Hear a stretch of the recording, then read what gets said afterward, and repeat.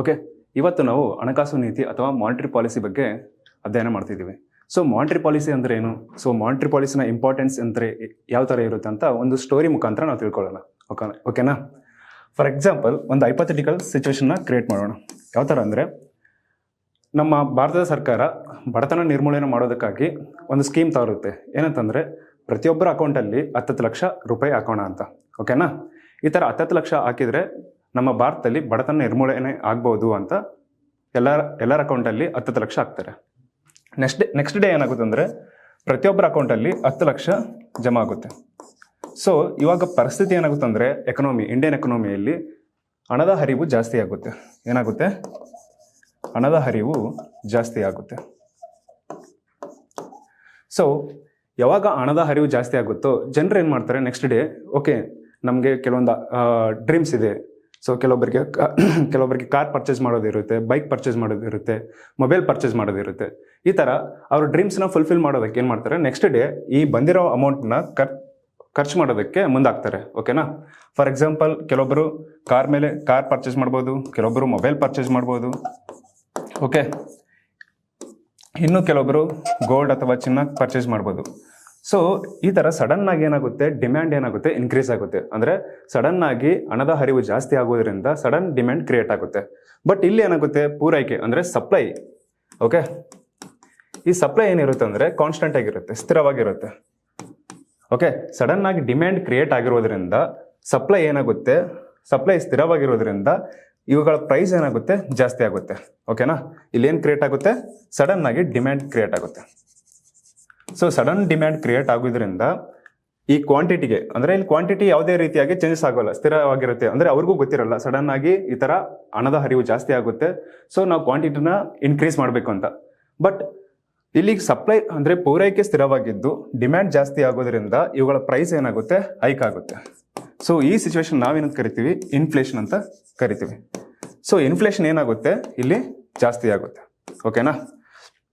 Inflation ಜಾಸ್ತಿ ಆದರೆ ಎಕನಾಮಿಯಲ್ಲಿ ಏನಾಗುತ್ತೆ, so purchasing power of the money ಏನಾಗುತ್ತೆ, ಕಮ್ಮಿ ಆಗುತ್ತೆ. ಯಾವ ಥರ ಕಮ್ಮಿ ಆಗುತ್ತೆ ಅಂದರೆ, ಫಾರ್ ಎಕ್ಸಾಂಪಲ್, ಈ ನಾರ್ಮಲ್ ಸಿಚುವೇಶನ್ ಅಂದರೆ ಈ ಥರ ಇನ್ಫ್ಲೇಷನ್ ಕ್ರಿಯೇಟ್ ಆಗೋಕ್ಕಿಂತ ಮುಂಚೆ ಒಬ್ಬ ವ್ಯಕ್ತಿ ಒಂದು ಮೊಬೈಲ್ ಪರ್ಚೇಸ್ ಮಾಡೋಕ್ಕೆ 50,000 ತಗೊಂಡೋಗ್ತಿದ್ದ. ಓಕೆನಾ? 50,000 ತಗೊಂಡೋದ್ರೆ ಸಾಕು, ಅವ್ನಿಗೆ ಎಷ್ಟು, ಒಂದು ಮೊಬೈಲ್ ಸಿಗ್ತಾ ಇತ್ತು. ಇನ್ ಕೇಸ್ 1 lakh ತಗೊಂಡೋದ್ರೆ ಅವನಿಗೆ 2 ಮೊಬೈಲ್ ಸಿಗ್ತಾ ಇತ್ತು. ಬಟ್ ಈ ಪ್ರೈಸಸ್ ಇನ್ಕ್ರೀಸ್ ಆಗೋದ್ರಿಂದ, ಅಂದರೆ ಎಲ್ಲರ ಹತ್ರ ಹಣದ ಹರಿವು ಜಾಸ್ತಿ ಆಗೋದ್ರಿಂದ ಇನ್ಫ್ಲೇಷನ್ ಕ್ರಿಯೇಟ್ ಆಯಿತು. ಇನ್ಫ್ಲೇಷನ್ ಕ್ರಿಯೇಟ್ ಆಗೋದ್ರಿಂದ ಈ ಪ್ರೈಸಸ್ ಏನಾಯ್ತಲ್ಲ, ಮೊಬೈಲ್ ಪ್ರೈಸಸ್ ಅವಾಗ ಒಂದು 50,000 ಸಿಗುವಂಥದ್ದು ಇವಾಗ 1 lakhಗೆ ಇನ್ಕ್ರೀಸ್ ಆಗುತ್ತೆ. ಓಕೆನಾ? ಸೊ ಇವಾಗ 1 lakhಗೆ ಇನ್ಕ್ರೀಸ್ ಆಗೋದ್ರಿಂದ ಏನಾಗುತ್ತೆ, ಇವಾಗ ನಾರ್ಮಲ್ ಆಗಿ ಅವಾಗ 1 lakh ತಗೊಂಡೋದ್ರೆ ನಮ್ಗೆ ಎಷ್ಟು ಮೊಬೈಲ್ ಸಿಗ್ತಾ ಇತ್ತು, 2 ಮೊಬೈಲ್ ಸಿಗ್ತಾ ಇತ್ತು. ಬಟ್ ಇನ್ಫ್ಲೇಷನ್ ಆದ ನಂತರ ಅದೇ 1 ಲಕ್ಷದಿಂದ ನಾವು ಮೊಬೈಲ್ ಪರ್ಚೇಸ್ ಮಾಡೋಕ್ಕೆ ಹೋದರೆ ನಮ್ಗೆ ಎಷ್ಟು ಸಿಗುತ್ತೆ, ಕೇವಲ 1 ಮಾತ್ರ ಸಿಗುತ್ತೆ. ಸೊ ಇಲ್ಲಿ ಮನಿದು ಪರ್ಚೇಸಿಂಗ್ ಪವರ್ ಏನಾಯ್ತು ಅಂದರೆ ಕಮ್ಮಿ ಆಯಿತು. ಸೊ ಈ ಸಿಚುವೇಶನ್ ಹಿಂಗೆ ಮುಂದೆ ಹೋಗ್ತಾ ಇದ್ರೆ ಏನಾಗುತ್ತೆ, ಭಾರತದ ಆರ್ಥಿಕ ಪರಿಸ್ಥಿತಿ ತುಂಬ ಕೆಟ್ಟೋಗುತ್ತೆ. ಸೊ ಇಂಡಿಯನ್ ಎಕನಾಮಿ ಏನಾಗುತ್ತೆ, ಕೊಲಾಪ್ಸ್ ಆಗುತ್ತೆ. ಸೊ ಈ ಥರ ಆಗಬಾರ್ದು ಅಂತಂದರೆ ಇದನ್ನ ಕಂಟ್ರೋಲ್ ಮಾಡೋಕ್ಕೆ ಒಬ್ರು ಇರಬೇಕು. ಸೊ ನಮ್ಮ ಭಾರತದಲ್ಲಿ ಈ ಥರ ಇನ್ಫ್ಲೇಷನ್ನ ಕಂಟ್ರೋಲ್ ಮಾಡೋದಕ್ಕೆ ಯಾರು ಇರ್ತಾರೆ ಅಂದರೆ RBI. ಓಕೆನಾ? ಸೊ RBI ಏನು ಮಾಡುತ್ತೆ ಅಂದರೆ, ಭಾರತದಲ್ಲಿ ಈ ಇನ್ಫ್ಲೇಷನ್ ಆಗದಂತೆ ತಡೆಗಟ್ಟುತ್ತೆ. ಓಕೆನಾ? ಯಾವ ಥರ ತಡೆಗಟ್ಟಿತ್ತು ಅಂದರೆ, ಇದು ಕೆಲವೊಂದು ಟೂಲ್ಸ್ನ ಯೂಸ್ ಮಾಡುತ್ತೆ. ಆ ಟೂಲ್ಸೇ ಅಥವಾ ಆ ಪಾಲಿಸಿ ಅಂದರೆ ಮಾನಿಟರಿ ಪಾಲಿಸಿ. ಸೊ ಈ ಮಾನಿಟರಿ ಪಾಲಿಸಿನ ಯೂಸ್ ಮಾಡುವ ಮುಖಾಂತರ ಭಾರತದಲ್ಲಿ ಇನ್ಫ್ಲೇಷನ್ ಆಗದಂತೆ ತಡೆಗಟ್ಟುತ್ತೆ. ಇದು ಮಾನಿಟರಿ ಪಾಲಿಸಿನ ಮುಖ್ಯ ಉದ್ದೇಶ. ಸೊ ಮಾನಿಟರಿ ಪಾಲಿಸಿ ಅಂದರೆ ಕೇವಲ ಇನ್ಫ್ಲೇಷನ್ ಆಗೋದನ್ನು ತಡೆಗಟ್ಟುತ್ತಾ ಅಥವಾ ಬೇರೆ ಯಾವುದಾದ್ರೂ ಕೆಲಸ ಮಾಡುತ್ತಾ. ಸೊ ಇನ್ಫ್ಲೇಷನ್ ಜಾಸ್ತಿ ಆದರೆ ಏನಾಗುತ್ತೆ, ಆರ್ಥಿಕ ಪರಿಸ್ಥಿತಿ ಹಾಳಾಗುತ್ತೆ. ಬಟ್ ಮಾಡ್ರೇಟ್ ಇನ್ಫ್ಲೇಷನ್ ಇದ್ರೆ ಏನಾಗುತ್ತೆ, ಗ್ರೋತ್ ಕ್ರಿಯೇಟ್ ಆಗುತ್ತೆ. ಸೊ ಈ ಗ್ರೋತ್ ಕ್ರಿಯೇಟ್ ಆಗೋಕ್ಕೆ ಕಾರಣ ಯಾರು ಅಂದರೆ ಈ ಮಾನಿಟರಿ ಪಾಲಿಸಿ. ಸೊ ಮಾಡ್ರೇಟ್ ಇನ್ಫ್ಲೇಷನ್ನ ಮೇಂಟೈನ್ ಮಾಡೋದು ಕೆಲಸ ಯಾರ್ದು, ಈ ಮಾನಿಟರಿ ಪಾಲಿಸಿ ಕೆಲಸ. ಸೊ ಇದರಿಂದ ಏನಾಗುತ್ತೆ, ಗ್ರೋತ್ ಕ್ರಿಯೇಟ್ ಆಗುತ್ತೆ. ಸೊ ಅಂದರೆ ಭಾರತದ ಎಕನಾಮಿಯಲ್ಲಿ ಇನ್ಫ್ಲೇಷನ್ ತೀರಾ ಜಾಸ್ತಿ ಇರಬಾರ್ದು, ಅದೇ ಥರ ತೀರಾ ಕಮ್ಮಿ ಇರಬಾರ್ದು. ಸೊ ಒಂದು ಮಾಡ್ರೇಟ್ ಇನ್ಫ್ಲೇಷನ್ ಇರಬೇಕು. ಸೊ ಅದು ಯಾವ ಥರ ಇರಬೇಕು, ಇನ್ಫ್ಲೇಷನ್ ಅಂದರೆ ಏನು, ಸೊ ಇನ್ಫ್ಲೇಷನಲ್ಲಿ ಎಷ್ಟು ಸ್ಟೆಪ್ಸ್ ಇರುತ್ತೆ, ಇನ್ಫ್ಲೇಷನ್ ಯಾವ ರೀಸನ್ಗೋಸ್ಕರ ಇನ್ಫ್ಲೇಷನ್ ಕ್ರಿಯೇಟ್ ಆಗುತ್ತೆ, ಅಂದರೆ ಇನ್ಫ್ಲೇಷನ್ನ ಕಾರಣಗಳೇನು, ಇನ್ಫ್ಲೇಷನ್ ಇಂದ ಯಾರೆಲ್ಲ ಜನರಿಗೆ ಅಂದರೆ ಕನ್ಸ್ಯೂಮರ್ಸ್ಗೆ ಯಾವ ಥರ ಇಂಪ್ಯಾಕ್ಟ್ ಆಗುತ್ತೆ, ಪ್ರೊಡ್ಯೂಸರ್ಸ್ಗೆ ಯಾವ ಥರ ಇಂಪ್ಯಾಕ್ಟ್ ಆಗುತ್ತೆ, ಇಂಡಿಯನ್ ಎಕನಾಮಿಯಲ್ಲಿ ಈ ಇನ್ಫ್ಲೇಷನ್ ಇಂದ ಯಾವ ಥರ ಇಂಪ್ಯಾಕ್ಟ್ ಆಗುತ್ತೆ ಅಂತ ಸ್ಟೆಪ್ ಬೈ ಸ್ಟೆಪ್ ನೋಡೋಣ. ಸೊ ಮೊದಲಿಗೆ ನಾವೇನು ಮಾಡೋಣ, ಇನ್ಫ್ಲೇಷನ್ ಅಂದ್ರೆ ಏನಂತ ತಿಳ್ಕೊಳ್ಳೋಣ. ಓಕೆನಾ?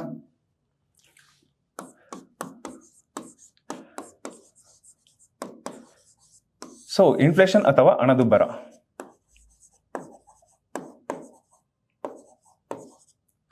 ಸೊ ಇನ್ಫ್ಲೇಷನ್ ಅಲ್ಲಿ ನಾವು ಎರಡು ಸ್ಟೆಪ್ ನೋಡ್ತೀವಿ. ಒಂದು ಸೆಕ್ಟರಲ್ ಇನ್ಫ್ಲೇಷನ್ ಅಂದ್ರೆ ವಲಯವಾರು ಇನ್ಫ್ಲೇಷನ್, ಇನ್ನೊಂದು ಜನರಲ್ ಇನ್ಫ್ಲೇಷನ್ ಅಂದ್ರೆ ಸಾಮಾನ್ಯ ಇನ್ಫ್ಲೇಷನ್. ಓಕೆ, ಮೊದಲನೇದಾಗಿ ಸೆಕ್ಟರಲ್ ಇನ್ಫ್ಲೇಷನ್.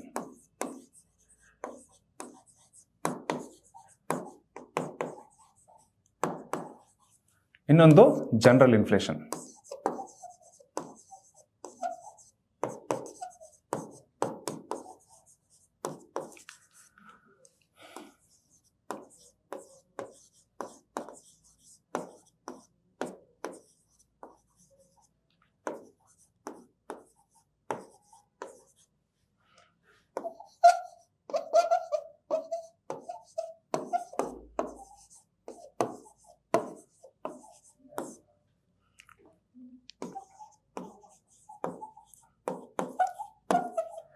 ಸೊ ಸಾಮಾನ್ಯ ಹಣದುಬ್ಬರ ಅಥವಾ ಹಣದುಬ್ಬರ ಅಂತಾನೂ ಕರಿತೀವಿ. ಸೊ ಸೆಕ್ಟರಲ್ ಇನ್ಫ್ಲೇಷನ್ ಅಂದ್ರೆ ಪರ್ಟಿಕ್ಯುಲರ್ ಸೆಕ್ಟರ್ ಅಂದ್ರೆ ಅಗ್ರಿಕಲ್ಚರ್ ಸೆಕ್ಟರ್ ಆಗಿರ್ಬೋದು, ಅಂದ್ರೆ ಕೃಷಿ ವಲಯ, ಇಂಡಸ್ಟ್ರಿಯಲ್ ಸೆಕ್ಟರ್ ಅಂದ್ರೆ ಕೈಗಾರಿಕಾ ವಲಯ, ಮತ್ತು ಸರ್ವಿಸ್ ಸೆಕ್ಟರ್ ಸೇವಾ ವಲಯ. ಪರ್ಟಿಕ್ಯುಲರ್ ಸೆಕ್ಟರ್ ಅಲ್ಲಿ ಅಥವಾ ಪರ್ಟಿಕ್ಯುಲರ್ ವಸ್ತುವಲ್ಲಿ ಅಂದ್ರೆ ಯಾವ್ದಾದ್ರು ಒಂದು ವಸ್ತು ಇರಬಹುದು, ಅಂದ್ರೆ ಅಗ್ರಿಕಲ್ಚರ್ ಸೆಕ್ಟರ್ ಅಲ್ಲಿ ಯಾವ್ದಾದ್ರು ಒಂದು ವಸ್ತು ಆಗಿರ್ಬೋದು, ಅಥವಾ ಇಂಡಸ್ಟ್ರಿಯಲ್ ಸೆಕ್ಟರ್ ಅಲ್ಲಿ ಯಾವ್ದಾದ್ರು ಒಂದು ವಸ್ತು ಆಗಿರ್ಬೋದು, ಅಥವಾ ಸರ್ವಿಸ್ ಸೆಕ್ಟರ್ ಅಲ್ಲಿ ಯಾವ್ದಾದ್ರು ಒಂದು ಸೇವೆ ಆಗಿರ್ಬೋದು. ಸೊ ಪರ್ಟಿಕ್ಯುಲರ್ ಆಗಿ ಒಂದೇ ವಸ್ತು ಅಥವಾ ಒಂದೇ ವಲಯಕ್ಕೆ ಸಂಬಂಧಪಟ್ಟಂತೆ ಪ್ರೈಸ್ ಜಾಸ್ತಿ ಆದರೆ ಅದನ್ನ ನಾವೇನಂತ ಕರಿತೀವಿ, ಸೆಕ್ಟರಲ್ ಇನ್ಫ್ಲೇಷನ್ ಅಂತ ಕರಿತೀವಿ. ಫಾರ್ ಎಕ್ಸಾಂಪಲ್, ಓಕೆನಾ, ಫಾರ್ ಎಕ್ಸಾಂಪಲ್ ಇದು ಕರ್ನಾಟಕ ಅಂತ ತಿಳ್ಕೊಳ್ಳಿ. ಓಕೆ, ಕರ್ನಾಟಕದಲ್ಲಿ ಏನಾಗುತ್ತೆ ಅಂದ್ರೆ ಈ ಭಾಗದಲ್ಲಿ ಜಾಸ್ತಿ ಏನಾಗುತ್ತೆ, ರೇನ್ ಆಗುತ್ತೆ. ಓಕೆ, ಸೊ ಕರ್ನಾಟಕದಲ್ಲಿ ಟೋಟಲ್ 100 kg ಟೊಮೊಟೊಗೆ ಡಿಮ್ಯಾಂಡ್ ಇರುತ್ತೆ. ಎಷ್ಟು? 100 kg ಟೊಮೊಟೊಗೆ ಡಿಮ್ಯಾಂಡ್ ಇತ್ತು. ಸೊ ಈ ಭಾಗದಲ್ಲಿ ಜಾಸ್ತಿ ರೇನ್ ಆಗೋದ್ರಿಂದ 20 kg ಟೊಮೊಟೊ ಏನಾಗುತ್ತೆ, ಹಾಳಾಗುತ್ತೆ. ಓಕೆ, 20 kg ಟೊಮೊಟೊ ಏನಾಗುತ್ತೆ, ಹಾಳಾಗುತ್ತೆ. ಸೊ ಡಿಮ್ಯಾಂಡ್ ಎಷ್ಟಿದೆ ನಮಗೆ? 100. ಓಕೆ, ಡಿಮ್ಯಾಂಡ್ ಏನಿದೆ ಸ್ಥಿರವಾಗಿದೆ. ಬಟ್ ಇಲ್ಲಿ ಸಪ್ಲೈ ಏನಾಯಿತು, 20 kg ಟೊಮೊಟೊ ವೇಸ್ಟ್ ಆಯಿತು. ಸೊ ವೇಸ್ಟ್ ಆಗೋದ್ರಿಂದ ನಮಗೆ ಪೂರೈಕೆಯಲ್ಲಿ ಕೊರತೆ ಉಂಟಾಯಿತು. ಎಷ್ಟು kg? 20 kg ಕೊರತೆ ಉಂಟಾಯಿತು. ಸೊ ಟೋಟಲ್ ನಮ್ಗೆ ಎಷ್ಟು ಇವಾಗ? 80 kg ಮಾತ್ರ ಲಭ್ಯವಿದೆ. ಸೊ ಇದರಿಂದ ಏನಾಗುತ್ತೆ ಅಂದ್ರೆ ಡಿಮ್ಯಾಂಡ್ ಕಾನ್ಸ್ಟೆಂಟ್ ಅಂದ್ರೆ ಡಿಮ್ಯಾಂಡ್ ಸ್ಥಿರವಾಗಿದ್ದು ಪೂರೈಕೆಯಲ್ಲಿ ಕಮ್ಮಿ ಆಗುತ್ತೆ. ಸೊ ಇವಾಗ ಏನಾಗುತ್ತೆ, ಟೊಮೊಟೊ ಪ್ರೈಸ್ ಏನಾಗುತ್ತೆ, ಜಾಸ್ತಿ ಆಗುತ್ತೆ. ಓಕೆ, ಈ ಟೊಮೊಟೊ ಪ್ರೈಸ್ ಜಾಸ್ತಿ ಆಗೋದ್ರಿಂದ ಪರ್ಟಿಕ್ಯುಲರ್ ವಸ್ತು ಅಂದ್ರೆ ಅಗ್ರಿಕಲ್ಚರ್ ಸೆಕ್ಟರ್ ಅಲ್ಲಿ, ಕೃಷಿ ವಲಯದಲ್ಲಿ ಕೇವಲ ಟೊಮೊಟೊ ಅನ್ನೋ ವಸ್ತುನಲ್ಲಿ ಮಾತ್ರ ಪ್ರೈಸ್ ಹೈಕ್ ಆಗಿದೆ. ಸೊ ಈ ಸಿಚುವೇಶನ್ ನಾವೇನಂತ ಕರಿತೀವಿ ಅಂದ್ರೆ ಸೆಕ್ಟೋರಲ್ ಇನ್ಫ್ಲೇಷನ್ ಅಥವಾ ವಲಯವಾರು ಇನ್ಫ್ಲೇಷನ್ ಅಂತ ಕರಿತೀವಿ.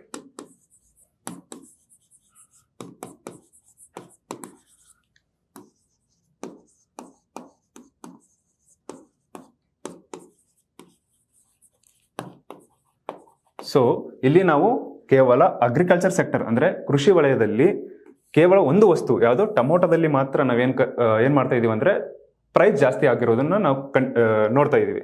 ಸೊ ಇದನ್ನ ನಾವೇನಂತ ಕರಿತೀವಿ, ಸೆಕ್ಟರಲ್ ಅಥವಾ ವಲಯವಾರು ಇನ್ಫ್ಲೇಷನ್. ಸೊ ಇದು ಜಾಸ್ತಿ ದಿನ ಇರೋದಿಲ್ಲ, ಅಂದ್ರೆ 2 weeks 1 month ಈ ತರ ಇರುತ್ತೆ. ಸೊ ಇನ್ ಕೇಸ್ ಇದೇ ಪ್ರೈಸ್ ಹೈಕ್ ತುಂಬಾ ಲಾಂಗ್ ಟರ್ಮ್ ಇದ್ರೆ ಅದೇನಾಗುತ್ತೆ, ಜನರಲ್ ಇನ್ಫ್ಲೇಷನ್ ನ ಲೀಡ್ ಮಾಡುತ್ತೆ. ಯಾವ ತರ? ಸೆಕ್ಟರಲ್ ಇನ್ಫ್ಲೇಷನ್ ಅಂದ್ರೆ ಒಂದು ವಲಯದಲ್ಲಿ ಉಂಟಾಗಿರುವಂತಹ ಹಣದುಬ್ಬರ ಬೇರೆ ವಲಯದಲ್ಲಿ ಎಫೆಕ್ಟ್ ಆಗುತ್ತೆ. ಸೊ ಬೇರೆ ವಲಯದಲ್ಲಿ ಎಫೆಕ್ಟ್ ಆಗೋದ್ರಿಂದ ಅದು ಸಾಮಾನ್ಯ ಹಣದುಬ್ಬರ ಆಗುತ್ತೆ ಅಂತ ನೋಡೋಣ. ಓಕೆನಾ? ನೆಕ್ಸ್ಟ್ ಏನು? General inflation.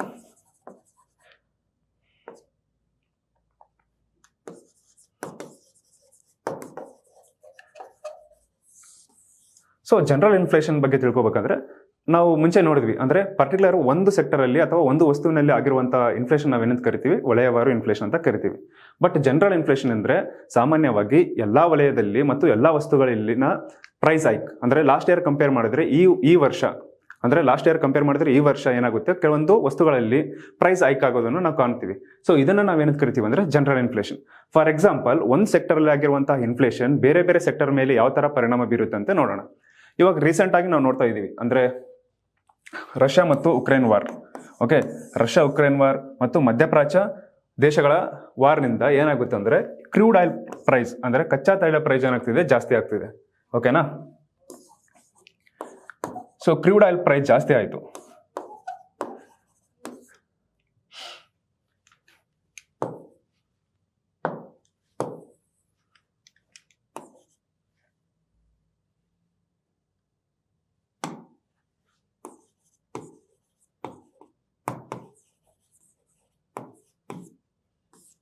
ಸೊ ಕಚ್ಚಾ ತೈಲ ಪ್ರೈಸ್ ಜಾಸ್ತಿ ಆಯಿತು. ಅದರಿಂದ ಇಂಪ್ಯಾಕ್ಟ್ ಯಾವಾಗ ಅಂದರೆ ಅದರಿಂದ ಬೇರೆ ಬೇರೆ ವಲಯದಲ್ಲಿ ಯಾವ ಥರ ಇಂಪ್ಯಾಕ್ಟ್ ಆಗುತ್ತೆ ಅಂತ ನೋಡೋಣ.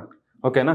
ಇವಾಗ ಕ್ರೂಡ್ ಆಯಿಲ್ ಪ್ರೈಸ್ ಜಾಸ್ತಿ ಆಯಿತು. ಈ ಭಾರತದಲ್ಲಿ ಏನಾಗುತ್ತೆ, ಡೀಸೆಲ್ ಮತ್ತು ಪೆಟ್ರೋಲ್ ಪ್ರೈಸ್ ಕೂಡ ಜಾಸ್ತಿ ಆಗುತ್ತೆ. ಓಕೆ, ಡೀಸೆಲ್ ಮತ್ತು ಪೆಟ್ರೋಲ್ ಪ್ರೈಸ್ ಏನಾಗುತ್ತೆ, ಜಾಸ್ತಿ ಆಗುತ್ತೆ. ಸೊ ಇವಾಗ ಯಾವ ವಲಯದಲ್ಲಿ ಇದಾಯಿತು ಅಂದರೆ ಟ್ರಾನ್ಸ್ಪೋರ್ಟ್ ವಲಯ ಅಥವಾ ಕೈಗಾರಿಕಾ ವಲಯ ಮತ್ತು ಅಗ್ರಿಕಲ್ಚರ್ ವಲಯದಲ್ಲಿ ಯಾವ ಥರ ಇದ್ರದ್ದು ಇಂಪ್ಯಾಕ್ಟ್ ಕ್ರಿಯೇಟ್ ಆಗುತ್ತೆ, ಅದು ಜನರಲ್ ಇನ್ಫ್ಲೇಷನ್ ಅಥವಾ ಸಾಮಾನ್ಯ ಹಣದುಬ್ಬರಕ್ಕೆ ಯಾವ ಥರ ಕಾರಣ ಆಗುತ್ತೆ ಅಂತ ನೋಡೋಣ. So for example agriculture sector, first ಏನು ಮಾಡೋಣ ನಾವು, ಅಗ್ರಿಕಲ್ಚರ್ ಸೆಕ್ಟರ್ ಮೇಲೆ ಯಾವ ಥರ ಇಂಪ್ಯಾಕ್ಟ್ ಕ್ರಿಯೇಟ್ ಆಗುತ್ತೆ ಅಂತ ನೋಡೋಣ. ಸೊ ರಾಮಣ್ಣ ಅಂತ ಒಬ್ಬ ರೈತ ಇರ್ತಾನೆ. ಓಕೆನಾ.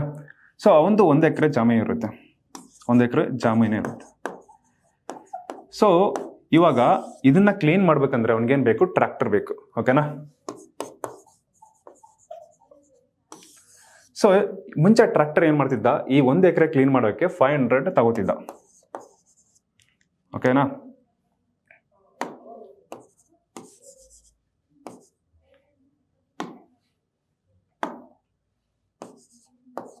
ಸೊ 500 ರುಪೀಸ್ ಏನು ಮಾಡ್ತಿದ್ದ, ಚಾರ್ಜ್ ಮಾಡ್ತಿದ್ದ 1 ಎಕರೆನ clean ಮಾಡ್ಕೊಡೋಕೆ.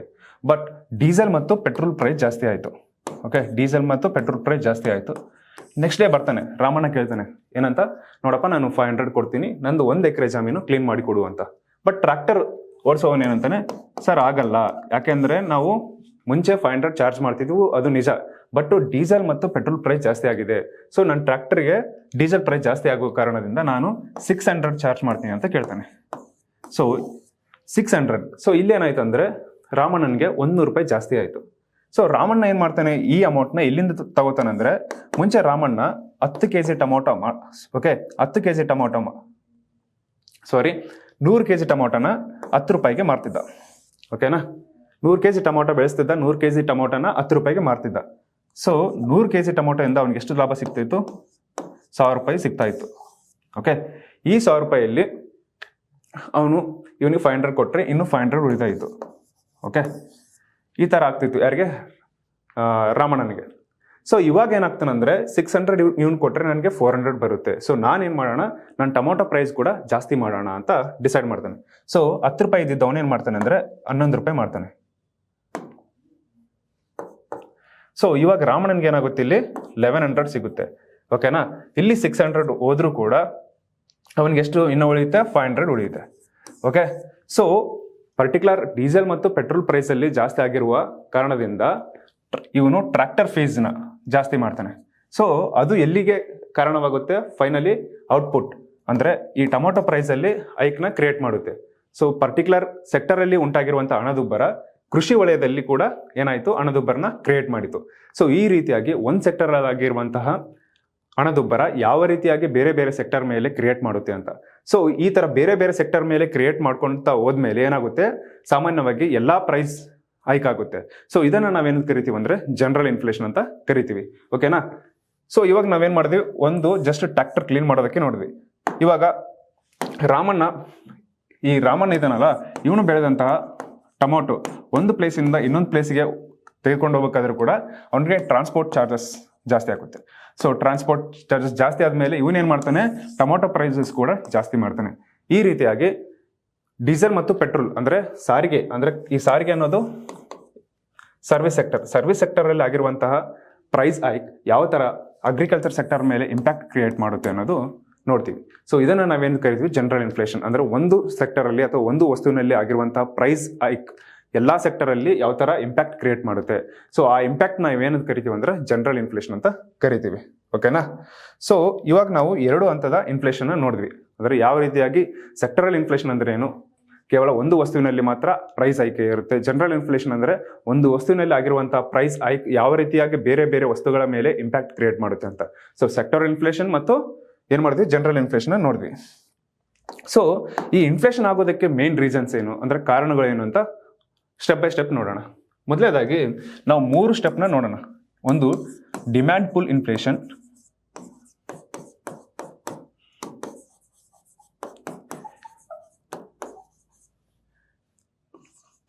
Next cost push inflation,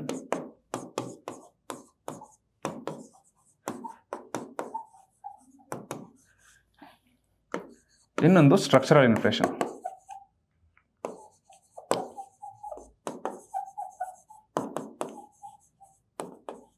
okay, demand pull inflation ಅಂದರೆ ಬೇಡಿಕೆಗೆ ಸಂಬಂಧಿತ ಹಣದುಬ್ಬರ, ಕಾಸ್ಟ್ ಪುಷ್ ಇನ್ಫ್ಲೇಷನ್ ಅಂದರೆ ವೆಚ್ಚಕ್ಕೆ ಸಂಬಂಧಿತ ಹಣದುಬ್ಬರ, ಮತ್ತು ಸ್ಟ್ರಕ್ಚರಲ್ ಇನ್ಫ್ಲೇಷನ್ ಅಂದರೆ ರಚನಾತ್ಮಕ ಸಂಬಂಧಪಟ್ಟ ಹಣದುಬ್ಬರ.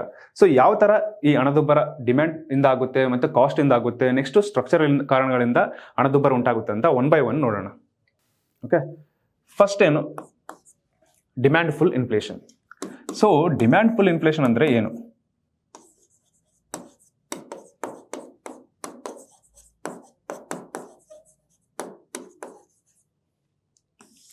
ಓಕೆ, ಸೊ ಬೇಡಿಕೆ ಮತ್ತು ಪೂರೈಕೆ ನಡುವಿನ ವ್ಯತ್ಯಾಸ.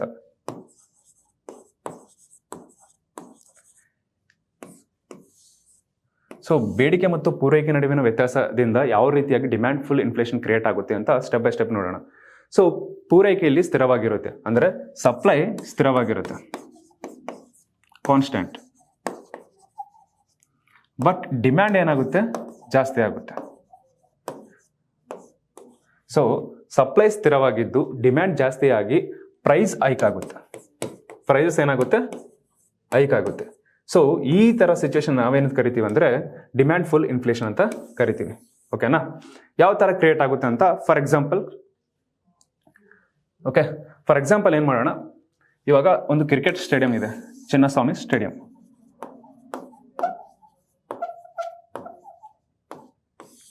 ಈ ಚಿನ್ನಸ್ವಾಮಿ ಸ್ಟೇಡಿಯಂ ಅಲ್ಲಿ ಟೋಟಲ್ ಎಷ್ಟು ಸೀಟ್ ಇದೆ? 10,000 ಸೀಟ್ಸ್ ಇದೆ.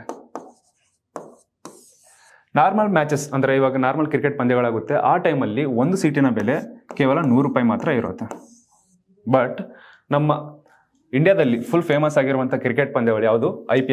IPL ಸ್ಟಾರ್ಟ್ ಆದ ನಂತರ ಸೊ ಒಂದು ಟಿಕೆಟ್ ಬೆಲೆ ಎಷ್ಟಾಗುತ್ತೆ ಅಂದರೆ 500, 1000 ಈ ಥರ ಆಗುತ್ತೆ. ಸೊ ಆಗೋದಕ್ಕೆ ಕಾರಣ ಏನು? ಓಕೆ, ಮುಂಚೆ ಕೂಡ ಸೇಮ್ ಸೀಟ್ಸ್ ಇದ್ದು ಅಂದರೆ ಸಪ್ಲೈ ಸೇಮ್ ಇತ್ತು, ಎಷ್ಟು? 10,000.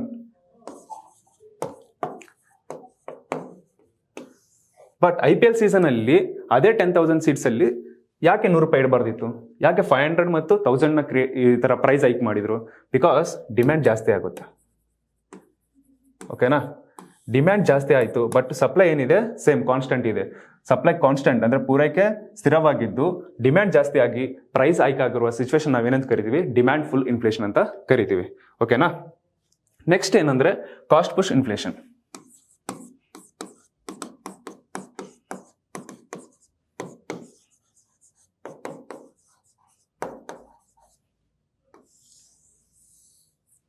ಸೊ ಕಾಸ್ಟ್ ಪುಷ್ ಇನ್ಫ್ಲೇಷನ್ ಯಾವ ಥರ ಆಗುತ್ತೆ ಅಂದರೆ, ಫಾರ್ ಎಕ್ಸಾಂಪಲ್ ಒಂದು ಬೇಕ್ರಿ ಇದೆ. ಸೊ ಒಂದು ಬೇಕ್ರಿಯವನು ಒಂದು ಕೇಕ್ ರೆಡಿ ಮಾಡೋಕ್ಕೆ 400 ರೂಪೀಸ್ ಚಾರ್ಜ್ ಮಾಡ್ತಾನೆ. ಓಕೆನಾ? ಸೊ ಒಂದು ಕೇಕ್ ರೆಡಿ ಮಾಡ್ಬೇಕಂದ್ರೆ ಅದಕ್ಕೆ ಇನ್ಪುಟ್ ತುಂಬ ಮುಖ್ಯ. ಸೊ ಔಟ್ಪುಟ್ ಇದು, ನಮಗೆ ಇನ್ಪುಟ್ ಕೂಡ ತುಂಬ ಮುಖ್ಯ. ಇನ್ಪುಟ್ ಅಂದರೆ ಏನು? ವರ್ಕರ್ ಬೇಕು, ರಾ ಮಟೀರಿಯಲ್ಸ್ ಬೇಕು. ರಾ ಮಟೀರಿಯಲ್ಸ್ ಅಂದರೆ sugar, okay, flour, next gas ಬೇಕು, ನೆಕ್ಸ್ಟ್ ಎಲೆಕ್ಟ್ರಿಸಿಟಿ ಕೂಡ ಬೇಕು. ಸೊ ಇವೆಲ್ಲ ಏನಿದು ಇನ್ಪುಟ್. ಓಕೆ, ಸೊ ಇದೆಲ್ಲ raw materials. So raw materials ಇಂದ ಏನಾಗುತ್ತೆ? ಫೈನಲ್ ಪ್ರಾಡಕ್ಟ್ ನಮಗೆ ಸಿಗುತ್ತೆ, ಅದೇ ಕೇಕ್. ಸೊ ರಾ ಮಟೀರಿಯಲ್ಸ್ ಅಲ್ಲಿ ಆಗಿರುವಂಥ ವೆಚ್ಚ ಅಂದರೆ ರಾ ಮಟೀರಿಯಲ್ ಆಗಿರುವಂಥ ಪ್ರೈಸ್ ಹೈಕಿಂದ ಯಾವ ಥರ ಔಟ್ಪುಟ್ ಕಾಸ್ಟ್ ಜಾಸ್ತಿ ಆಗುತ್ತೆ ಅಂತ ನೋಡೋಣ. ಸೊ ಈ ಸಿಚುವೇಶನ್ ನಾವೇನಂತ ಕರಿತೀವಿ ಅಂದರೆ ಕಾಸ್ಟ್ ಪುಷ್ ಇನ್ಫ್ಲೇಷನ್ ಅಂತ ಕರಿತೀವಿ. ಯಾವ ಥರ ಆಗುತ್ತೆ ಅಂತ ಫಸ್ಟ್ ಸ್ಟೆಪ್ ಬೈ ಸ್ಟೆಪ್ ನೋಡೋಣ. ರೀಸೆಂಟ್ ಆಗಿ ಈ ಮಧ್ಯಪ್ರಾಚ್ಯ ಮತ್ತು ರಷ್ಯಾ ಉಕ್ರೇನ್ ವಾರಿಂದ ಗ್ಯಾಸ್ ಪ್ರೈಸ್ ಏನಾಯಿತು? ಜಾಸ್ತಿ ಆಯಿತು. ಓಕೆನಾ? ಸೊ ಗ್ಯಾಸ್ ಪ್ರೈಸ್ ಜಾಸ್ತಿ ಆಯಿತು. ಎಲ್ಲ ಬೇಕರಿಯವರು ಏನು ಮಾಡಿದ್ದಾರೆ ಅಂದರೆ 1 kgಗೆ 500 ರೂಪಾಯಿ ಅಂತ 1 kgಗೆ 500 ರೂಪಾಯಿ ಪ್ರೈಸ್ ಅಂತ ಇಟ್ಟು. ಸೊ ಯಾಕೆ? ಬಿಕಾಸ್ ರಾ ಮಟೀರಿಯಲ್ ಪ್ರೈಸ್ ಯಾವುದು, ಗ್ಯಾಸ್ ಪ್ರೈಸ್ ಏನಾಯಿತು, 100 ರೂಪೀಸ್ ಜಾಸ್ತಿ ಆಯಿತು. ಸೊ ಕಚ್ಚಾ ವಸ್ತುಗಳಲ್ಲಿ ಆಗಿರುವಂಥ ಪ್ರೈಸ್ ಐಕಿಂದ ಸಿದ್ಧ ವಸ್ತುವಿನಲ್ಲಿ ಪ್ರೈಸ್ ಐಕ್ ಆದರೆ ಆ ಸಿಚುವೇಶನ್ ನಾವೇನಂತ ಕರಿತೀವಿ, ಕಾಸ್ಟ್ ಪುಷ್ ಇನ್ಫ್ಲೇಷನ್ ಅಂತ ಕರಿತೀವಿ. ಓಕೆನಾ? ನೆಕ್ಸ್ಟ್ ಬಂದ್ಬಿಟ್ಟು ಸ್ಟ್ರಕ್ಚರಲ್ ಇನ್ಫ್ಲೇಷನ್. ಸ್ಟ್ರಕ್ಚರಲ್ ಇನ್ಫ್ಲೇಷನ್ ಅಂದರೆ ರಚನಾತ್ಮಕಕ್ಕೆ ಸಂಬಂಧಪಟ್ಟಂತಹ ಹಣದುಬ್ಬರ. ಯಾವ ಥರ ಇರುತ್ತೆ ನೋಡೋಣ.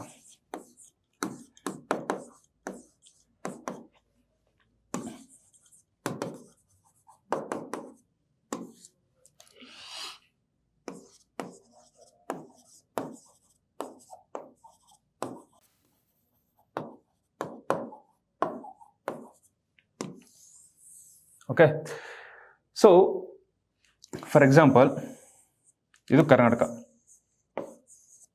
ಓಕೆ, ಸೊ ಕರ್ನಾಟಕದಲ್ಲಿ ಏನಾಯ್ತು ಅಂದರೆ ಟ್ರಾನ್ಸ್ಪೋರ್ಟೇಷನ್ ಸರಿ ಇಲ್ಲ ಅಂದರೆ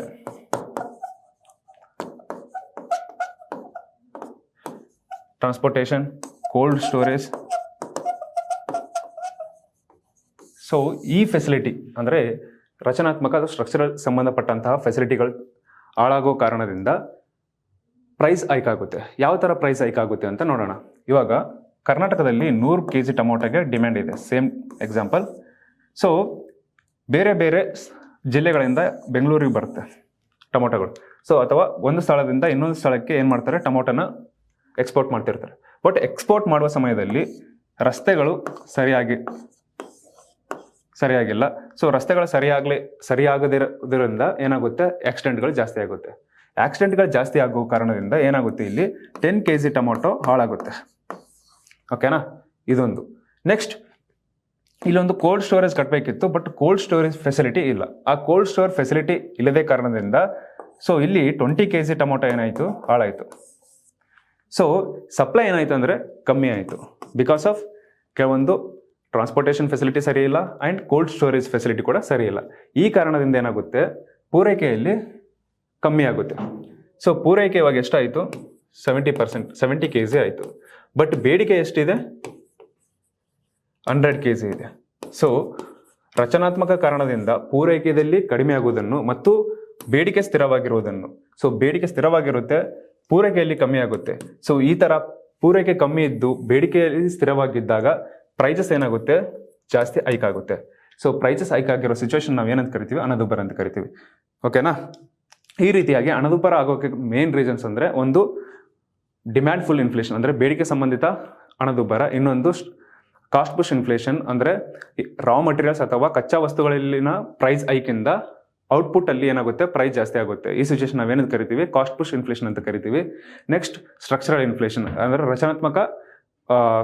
ರಚನಾತ್ಮಕ ಸಂಬಂಧಪಟ್ಟಂತೆ ಟ್ರಾನ್ಸ್ಪೋರ್ಟೇಷನ್ ಫೆಸಿಲಿಟಿ ಅಥವಾ ಕೋಲ್ಡ್ ಸ್ಟೋರೇಜ್ ಫೆಸಿಲಿಟಿ ಸರಿ ಇಲ್ಲದ ಕಾರಣದಿಂದ ಪೂರೈಕೆಯಲ್ಲಿ ಕಮ್ಮಿಯಾಗಿ ಡಿಮ್ಯಾಂಡ್ ಕಾನ್ಸ್ಟೆಂಟ್ ಆಗಿದ್ದು ಬಟ್ ಪ್ರೈಸಸ್ ಏನಾಗುತ್ತೆ, ಜಾಸ್ತಿ ಆಗುತ್ತೆ. ಈ ಸಿಚುವೇಶನ್ ನಾವೇನಂತ ಕರಿತೀವಿ ಅಂದರೆ ಇನ್ಫ್ಲೇಷನ್ ಅಂತ ಕರಿತೀವಿ. ಯಾವುದರಿಂದ ಕ್ರಿಯೇಟ್ ಆಗುತ್ತೆ, ಸ್ಟ್ರಕ್ಚರಲ್ ಇನ್ಫ್ಲೇಷನ್.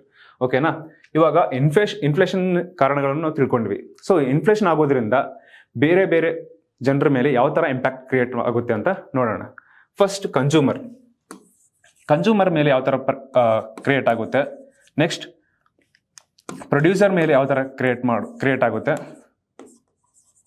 ಆ್ಯಂಡ್ ಎಕನಾಮಿ ಮೇಲೆ ಯಾವ ಥರ ಇಂಪ್ಯಾಕ್ಟ್ ಕ್ರಿಯೇಟ್ ಆಗುತ್ತೆ ಅಂತ ನೋಡೋಣ. ಇಂಪ್ಯಾಕ್ಟ್.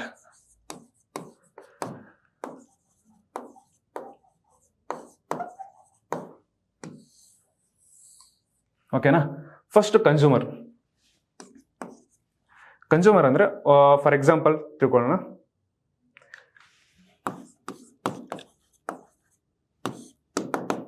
ಗ್ರಾಹಕ ರವಿ ಅನ್ನೋನು ಒಬ್ಬ ಕನ್ಸ್ಯೂಮರ್.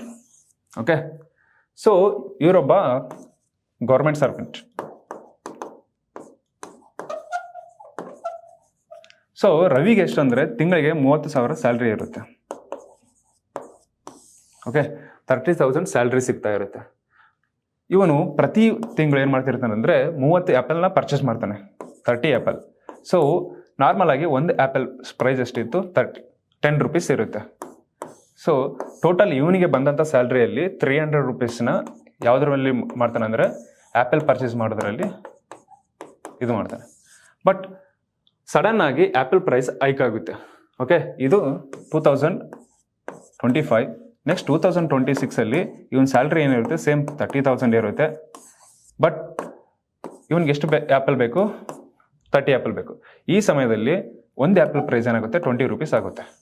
ಓಕೆ, ಸೊ ಇವಾಗ ರವಿಗೆ ಏನಾಗುತ್ತೆ? ತುಂಬ ಕಷ್ಟ ಆಗುತ್ತೆ. ಸೊ ರವಿ ಏನು ಮಾಡಬೇಕಾಗುತ್ತೆ? 600 ರೂಪೀಸ್ ಇಲ್ಲೇ ಪೇ ಮಾಡಬೇಕಾಗುತ್ತೆ. ಸೊ ಸಾಮಾನ್ಯ ಜನರಿಗೆ ಏನಾಗುತ್ತೆ ಅಂದರೆ ಇನ್ಫ್ಲೇಷನಿಂದ ಪರ್ಚೇಸಿಂಗ್ ಪವರ್ ಅನ್ನೋದು ಕಮ್ಮಿ ಆಗುತ್ತೆ. ಅಂದರೆ ಮುಂಚೆ ಇದೇ 300ಗೆ ಅವನು ಎಷ್ಟು 30 ಆ್ಯಪಲ್ನ ತಗೊತಿದ್ದ. ಬಟ್ ಇವಾಗ ಅದೇ 300ಇಂದ ಆ 30 ಆ್ಯಪಲ್ನ ಪಡ್ಕೊಳ್ಳೋದಕ್ಕೆ ಸಾಧ್ಯವಾಗೋದಿಲ್ಲ. ಎಕ್ಸ್ಟ್ರಾ 300 ಹಾಕಿ ಆ 30 ಆ್ಯಪಲ್ನ ತಗೋಬೇಕಾಗುತ್ತೆ. ಸೊ ಈ ರೀತಿಯಾಗಿ ಕನ್ಸ್ಯೂಮರ್ಗೆ ಅಥವಾ ಗ್ರಾಹಕನ ಪರ್ಚೇಸಿಂಗ್ ಪವರ್ ಏನಾಗುತ್ತೆ? ಕಮ್ಮಿ ಆಗುತ್ತೆ. ಓಕೆನಾ? ಸೊ ಇದರಿಂದ ತುಂಬ ಗ್ರಾಹಕರಿಗೆ ಅಥವಾ ಬಡ ಜನರಿಗೆ ತುಂಬ ಇಂಪ್ಯಾಕ್ಟ್ ಅಥವಾ ತುಂಬ ಪರಿಣಾಮ ಬೀರುತ್ತೆ.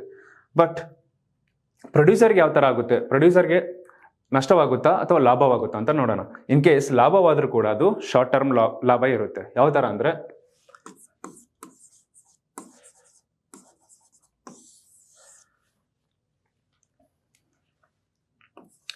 ಸೊ ರಾಮಣ್ಣ ಅನ್ನೋನು ಸ್ಟಡಿ ಟೇಬಲ್ನ ಮಾರ್ತಾ ಇರ್ತಾನೆ. ಸೊ ಒಂದು ಸ್ಟಡಿ ಟೇಬಲ್ ಎಷ್ಟು ಇರುತ್ತೆ ಅಂದರೆ 100 ರೂಪಾಯಿ. ಓಕೆನಾ? ಸೊ ಇವನೇನು ಮಾಡಿರ್ತಾನೆ? 2025 10 ಸ್ಟಡಿ ಟೇಬಲ್ನ ರೆಡಿ ಮಾಡಿರ್ತಾನೆ. ಓಕೆನಾ? ಸೊ 10 ಸ್ಟಡಿ ಟೇಬಲ್ನ ರೆಡಿ ಮಾಡಿರ್ತಾನೆ. ಬಟ್ 10 ಸ್ಟಡಿ ಟೇಬಲ್ಲು ಸೇಲ್ ಆಗಲ್ಲ. ಓನ್ಲಿ 5 ಸ್ಟಡಿ ಟೇಬಲ್ ಏನಾಗುತ್ತೆ? ಸೇಲ್ ಆಗುತ್ತೆ. ಸೊ ಇವನಿಗೆ ಬಂದಂಥ ಅಮೌಂಟ್ ಎಷ್ಟು? 500. ಓಕೆ, ನೆಕ್ಸ್ಟ್ 2026 ಇನ್ನೂ ಇವನಿಗೆ ಓಲ್ಡ್ ಸ್ಟಾಕ್ ಹಂಗೆ ಉಳಿತು. ಎಷ್ಟು? ಇನ್ನೂ 5 ಸ್ಟಡಿ ಟೇಬಲ್ ಹಂಗೆ ಉಳಿತು. ಬಟ್ ಈ ಟೈಮಲ್ಲಿ ಪ್ರೈಸ್ ಏನಾಯ್ತು? ಅವನಿಗೆ 200 ರೂಪೀಸ್ ಆಯಿತು. ಓಕೆ, 200 ರೂಪೀಸ್ ಇಂಟು 5 ಎಷ್ಟಾಯಿತು? 1000. ಸೊ ಪ್ರೊಡ್ಯೂಸರ್ಗೆ ಏನಾಗುತ್ತೆ ಅಂದರೆ ಉಳಿದಿರುವಂಥ ಹಳೆ ಸ್ಟಾಕಿಂದ ಅವನಿಗೆ ಲಾಭ ಸಿಗುತ್ತೆ. ಅದು ಎಂಥ ಲಾಭ ಅಂದರೆ ಅಲ್ಪಕಾಲಿಕ ಲಾಭ. ಸೊ ದೀರ್ಘಾವಧಿಯಲ್ಲಿ ಇದೇ ಲಾಭ ಅವನಿಗೆ ಸಿಗೋದಿಲ್ಲ. ಸೊ ಈ ಥರ ಪ್ರೊಡ್ಯೂಸರ್ ಮೇಲೆ ಯಾವ ಥರ ಇಂಪ್ಯಾಕ್ಟ್ ಆಗುತ್ತೆ ಅಂತ ನೋಡ್ತೀವಿ. ನೆಕ್ಸ್ಟ್ ಏನು ಮಾಡೋಣ? ಎಕನಾಮಿ ಮೇಲೆ ಯಾವ ಥರ ಇಂಪ್ಯಾಕ್ಟ್ ಕ್ರಿಯೇಟ್ ಆಗುತ್ತೆ ಅಂತ ನೋಡೋಣ. ಸೊ ಫಾರ್ ಎಕ್ಸಾಂಪಲ್ ಅದೇ ರವಿ ಇದ್ದ. ಸೊ ರವಿ ಏನು ಮಾಡ್ತಿದ್ದಂದ್ರೆ ತನಗೆ ಬಂದಂಥ 30,000 25,000 ಖರ್ಚು ಮಾಡ್ತಿದ್ದ. ಓಕೆ, ಯಾವಾಗ? 2025 ನೆಕ್ಸ್ಟ್ ಈ ಉಳಿದಿರೋಂಥ 5,000 ಏನು ಮಾಡ್ತಿದ್ದ ಅಂದರೆ ಅವನು ಬ್ಯಾಂಕಲ್ಲಿ ಸೇವಿಂಗ್ ಮಾಡ್ತಿದ್ದ.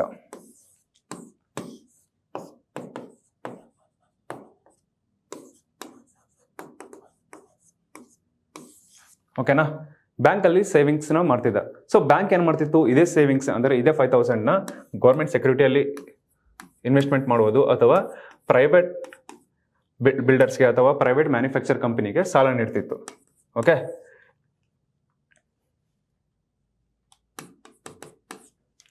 ಸೊ ಇದರಿಂದ ಇವ್ರೇನು ಮಾಡ್ತಿದ್ದಾರೆ ಅಂದರೆ ಪ್ರೊಡಕ್ಷನ್ನ ಜಾಸ್ತಿ ಮಾಡ್ತಿದ್ರು. ಸೊ ಪ್ರೊಡಕ್ಷನ್ ಜಾಸ್ತಿ ಆದರೆ ಎಂಪ್ಲಾಯ್ಮೆಂಟ್ ಅಥವಾ ಜಾಬ್ ಕ್ರಿಯೇಷನ್ ಜಾಸ್ತಿ ಆಗುತ್ತೆ. ಜಾಬ್ ಕ್ರಿಯೇಷನ್ ಏನಾಯಿತು? ಜಾಸ್ತಿ ಆಯಿತು. ಜಾಬ್ ಕ್ರಿಯೇಷನ್ ಜಾಸ್ತಿ ಆದರೆ ಅನ್ಎಂಪ್ಲಾಯ್ಮೆಂಟ್ ಏನಾಗುತ್ತೆ? ಕಮ್ಮಿ ಆಗುತ್ತೆ.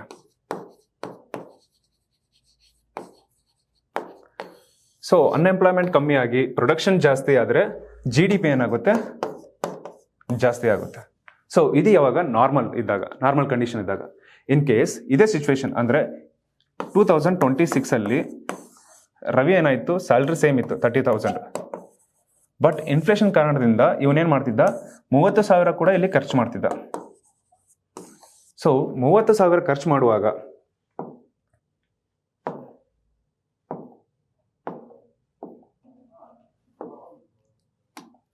ಸೊ 30,000 ಖರ್ಚು ಮಾಡಿದಾಗ ಸೇವಿಂಗ್ಸ್ ಏನಾಗ್ತಿತ್ತು?